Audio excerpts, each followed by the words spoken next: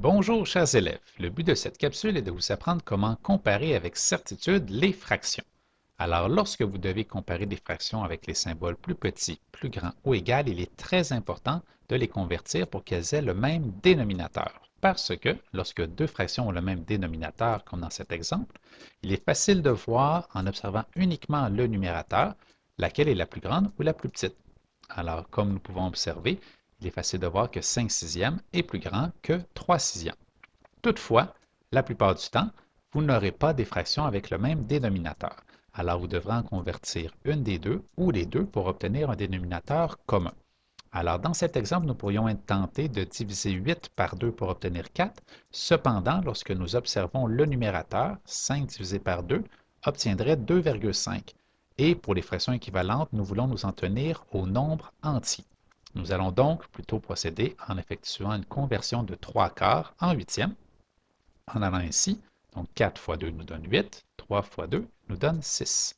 Alors, il est facile de voir maintenant que 6 huitièmes est plus grand que 5 huitièmes, donc 3 quarts est plus grand que 5 huitièmes. Le dessin de la fraction peut d'ailleurs nous le confirmer. Voyons maintenant un dernier exemple avec les fractions 2 tiers et 4 septièmes qui ne sont pas faciles à distinguer pour répondre à la question de comparaison. Alors, nous ne pouvons pas non plus convertir le 3 en 7 ou vice-versa, donc nous devons trouver un multiple commun aux deux dénominateurs. Pour ce faire, nous pouvons trouver les multiples de 3 et de 7 et chercher un multiple commun. En observant, nous trouvons le 21. Dans cet exemple, tout comme dans tous les cas, nous pouvons trouver un dénominateur commun en effectuant la multiplication du premier dénominateur fois le deuxième. Donc, dans cet exemple, 3 fois 7 nous donne bel et bien 21. Toutefois, dans certaines fractions, vous obtiendrez un très gros multiple alors que d'autres multiples plus petits pourraient être utilisés. Mais ça fonctionne tout de même.